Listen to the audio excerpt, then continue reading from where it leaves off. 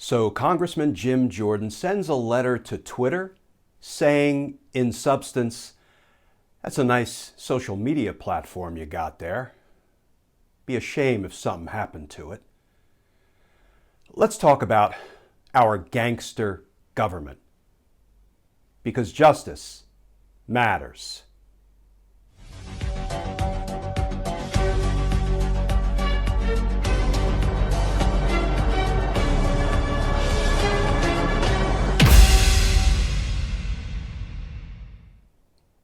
Hey all, Glenn Kirshner here.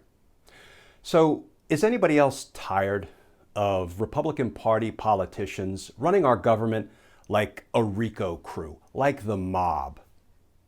First, we had Kevin McCarthy threatening telecom companies, trying to get them not to cooperate with the J6 committee's investigation into the insurrection.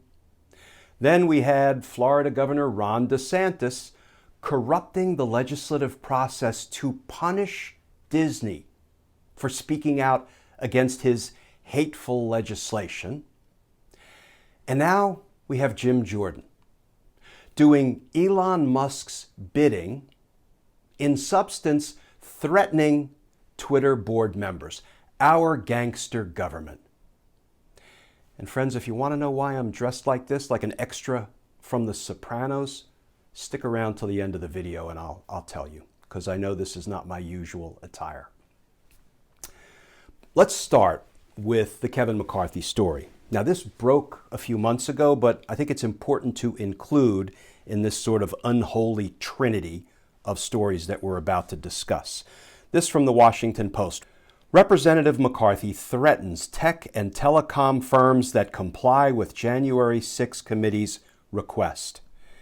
And that article begins, House Minority Leader Kevin McCarthy is threatening telecommunications and social media companies that comply with a request by the committee investigating the January 6th attack on the Capitol by a pro-Trump mob, declaring that Republicans will not forget their actions. Yes, so that's Kevin McCarthy threatening telecom companies that if the Republicans retake the House, if we take power, we will not forget the fact that you cooperated with the J6 committee's investigation into the Capitol attack. That really is Kevin McCarthy saying, hey, nice telecom company you got there. Be a shame if something happened to it. And then we have the story out of Florida, Ron DeSantis. This from MSNBC. As DeSantis signs anti-Disney bill, gangster government returns.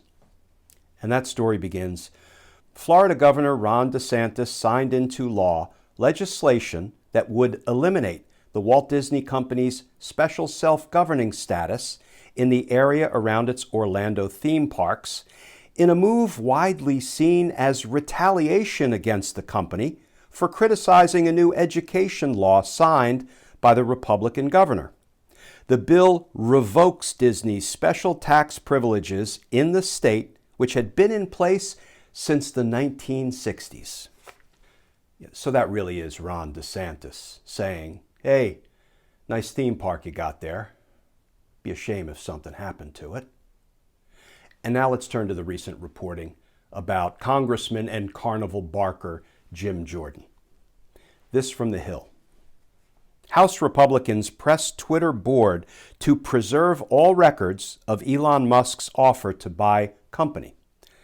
And that article begins, House Republicans are asking Twitter's board of directors to preserve all records related to Elon Musk's offer to buy the company, according to a letter sent Friday.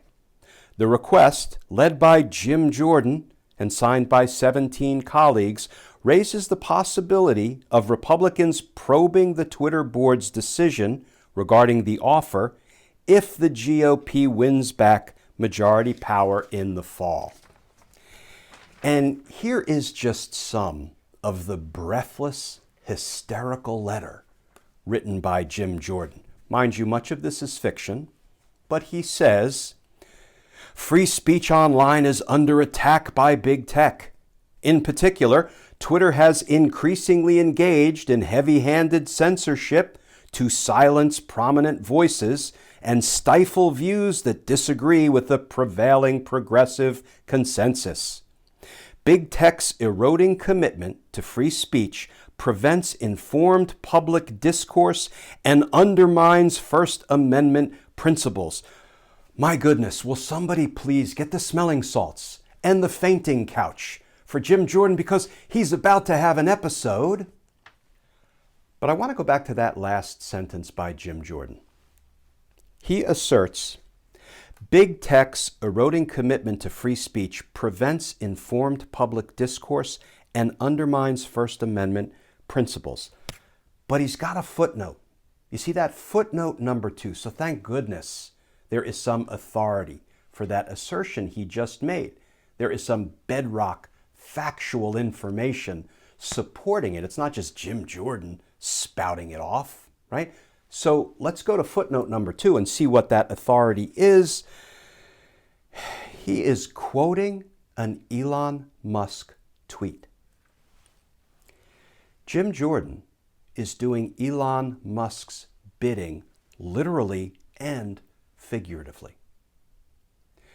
Now, I'm not going to read the rest of Jordan's sort of breathless histrionics, but he does go on to make a not so thinly veiled threat to Twitter's board members by saying, as Congress continues to examine big tech and how to best protect America's free speech rights, this letter serves as a formal request that you preserve all records and materials relating to Musk's offer to purchase Twitter, including Twitter's consideration and response to this offer and Twitter's evaluation of its shareholders' interests with respect to Musk's offer.